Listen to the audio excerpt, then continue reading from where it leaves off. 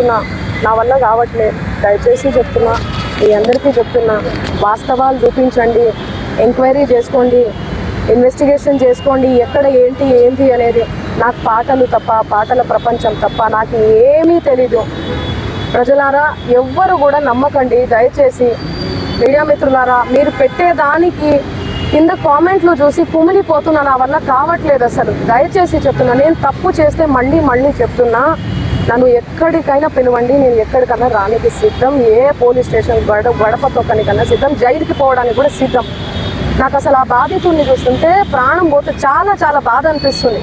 వాళ్ళు నా మీద అనిపిస్తున్నా కూడా మంగ్లీ అని చెప్పి, ఏమీ లేని మంగ్లీ అక్కడ, అసలు మంగ్లీకి సంబంధమే లేదు.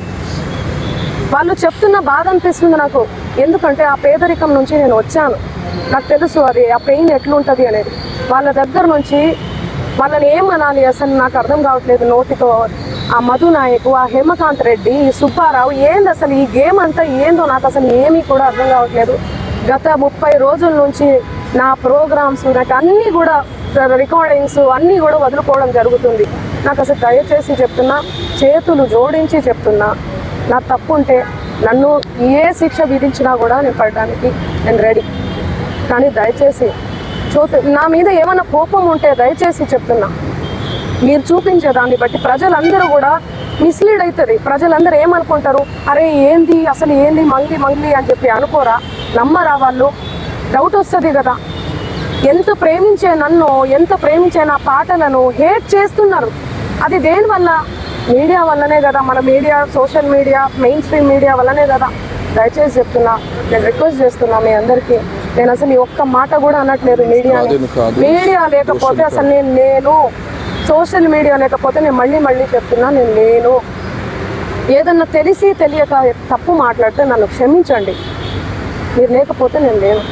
నా అన్నదమ్ములు లాంటి వాళ్ళు మీరందరూ కూడా ఓకే.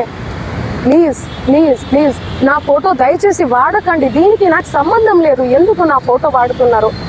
ఇక్కడ మెయిన్ ఎవరు? మధు నాయక్, హేమకాంత్ రెడ్డి, ఈ సుబ్బారావు అనే వ్యక్తి, అడ్వకేటు, వీళ్ళు. ఆ మధు నాయక్, హేమకాంత్ రెడ్డి ఎవరి దగ్గర నుంచి కలెక్ట్ చేసిండు పైసలు? బాధితుల నుంచి. బాధితులకు నేను అండగా ఉంటా.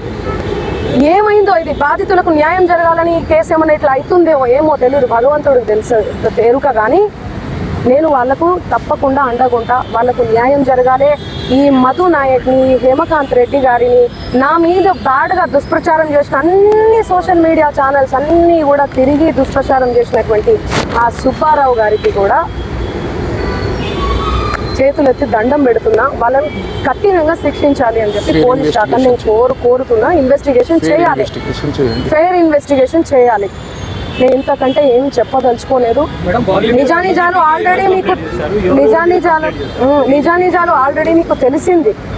దయచేసి చెప్తున్నా, థంబ్నెయిల్స్ చాలా పెయిన్ఫుల్గా అనిపిస్తుంది, చూడలేకపోతున్నా. మా నాన్న, మా అమ్మ, మా ఫ్యామిలీ చాలా క్షోభకు గురవుతున్నారు.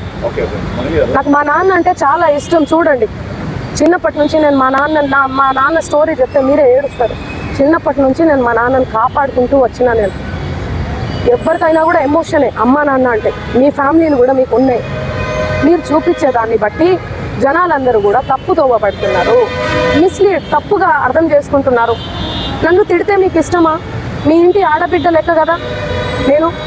చెప్పండి, మీరు పెట్టేదాన్ని బట్టే కదా వాడు తిడుతూ ఉంటారు. వాళ్ళ కింద అసలు వాళ్ళకి ఏం తెలుసు?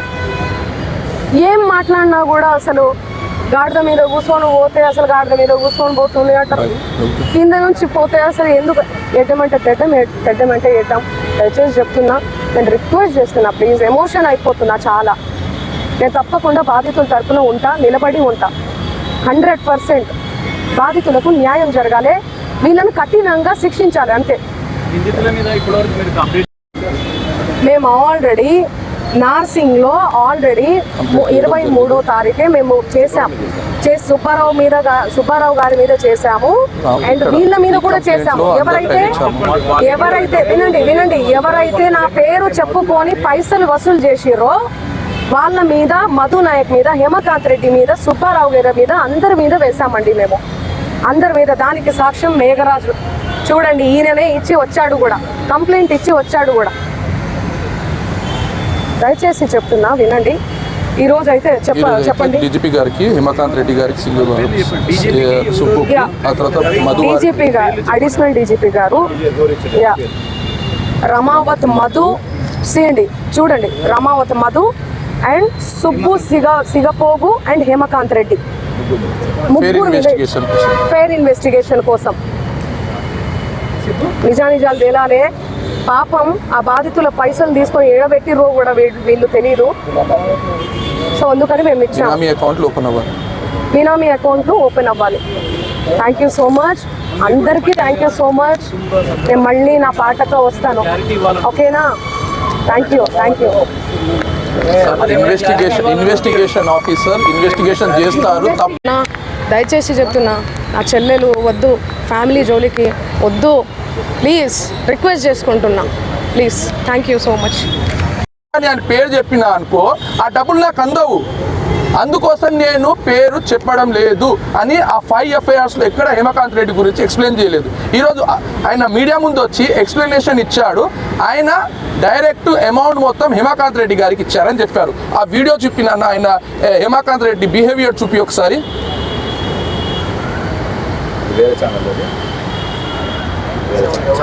ఇది ఛానల్ కాదు, ఆ వీడియో ఆయన మీడియా ముందు వచ్చారు. ప్రాపర్ గా డిపార్ట్మెంట్ ఎంక్వైరీ చేయాలి. నేను తప్పకుండా ఈ వీడియో మీకు షేర్ చేస్తాను sir. One more thing sir, దయచేసి మేడం గారిని దోషిగా చూపించకండి. ఆమెకు ఈ స్కామ్కి ఎలాంటి సంబంధం లేదు. ఆమె ఏ కంపెనీలో బాధితుల అమౌంట్ ఏం తీసుకోలేదు. ఆ బాధితులకు ఈమె డైరెక్ట్ ఎవరు లేరు. దయచేసి అర్థం చేసుకొని తనను దోషిగా చూపించకూడదని నేను కోరుతున్నాను.